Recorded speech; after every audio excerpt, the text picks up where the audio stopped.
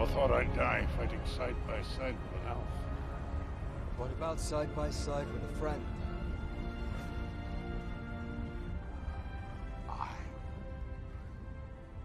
I could do that. Un anneau pour les gouverner tous, un anneau pour les trouver, un anneau pour les amener tous, et dans les ténèbres, les lier. Bienvenue dans ce petit voyage en terre du milieu, celui qui nous fait tant rêver et qui donne envie de nous lancer nous aussi dans une aventure périlleuse.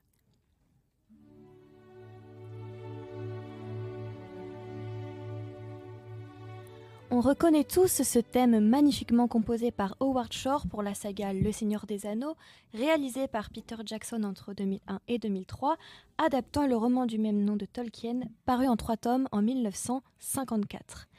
Après plus de 72 ans d'héritage, la magie du Seigneur des Anneaux reste toujours ancrée dans le folklore international et forge les fans de génération en génération parce qu'elle est toujours découverte avec de nouveaux regards.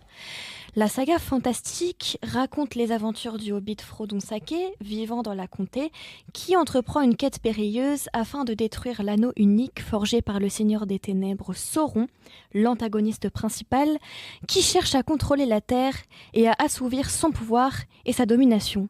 Un peu comme certains dirigeants aujourd'hui finalement, n'est-ce pas Donald? Vladimir n'a qu'à bien se tenir.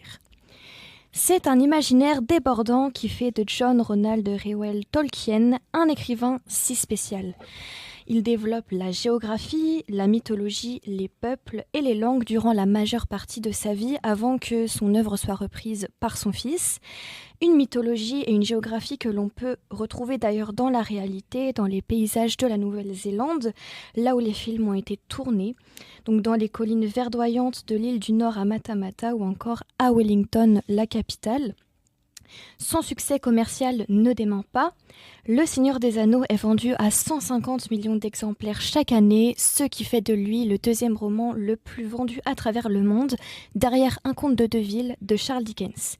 Et bien que l'adaptation cinématographique de Jackson manque parfois de certains détails ou de personnages, il a adapté cette œuvre d'art avec tellement de justesse et d'émotion que les films l'ont propulsé à son apogée aujourd'hui, avec des images qui font rêver, une bande originale qui transporte et un jeu d'acteurs paraissant si réel qu'il contribue à la magie partagée par les fans.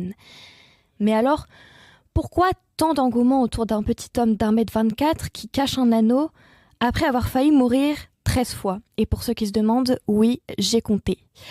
Un peu surcoté, non, dirait les réacs.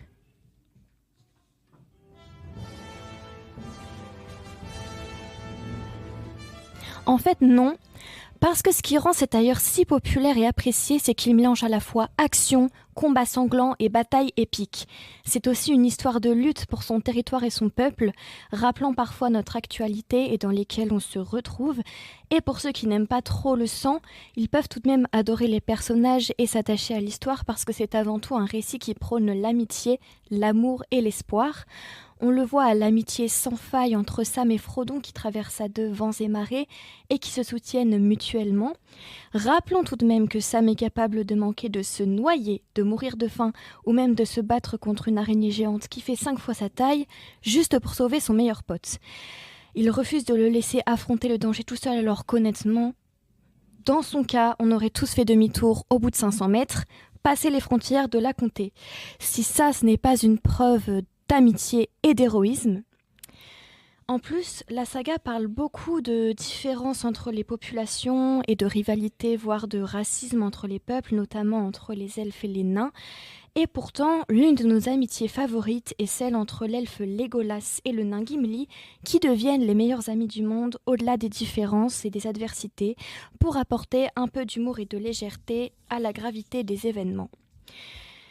Le Seigneur des Anneaux est donc imaginaire, mais il reste toujours ancré dans nos cœurs, il redonne espoir et prône l'amitié, et Tolkien livre un message important, que ce soit dans un monde réel, bancal et terrifiant, peuplé de dictateurs, ou un monde fantastique fait d'elfes et d'êtres maléfiques. La fin du Seigneur des Anneaux nous montre que notre plus grande force vient de nous-mêmes, et parfois, avec des amis en s'unissant, l'anneau des ténèbres est moins lourd à porter et plus facile à vaincre. Alors ouvrez ces pages, allumez votre télé et plongez dans l'univers de la Terre du Milieu. En fin de compte, Elle ne fait que passer, cette ombre. Même les ténèbres doivent passer. Un jour nouveau viendra. Et lorsque le soleil brillera, il n'en sera que plus éclatant. C'étaient ces histoires dont on se souvenait et qui signifiaient tellement. Même lorsqu'on était trop petit pour comprendre. Mais je crois, monsieur Frodon, que je comprends. Je sais maintenant. Les personnages de ces histoires avaient 36 occasions de s'en retourner, mais ils ne le faisaient pas. Ils continuaient leur route. Parce qu'ils avaient foi en quelque chose. En quoi avons-nous foi, Sam ?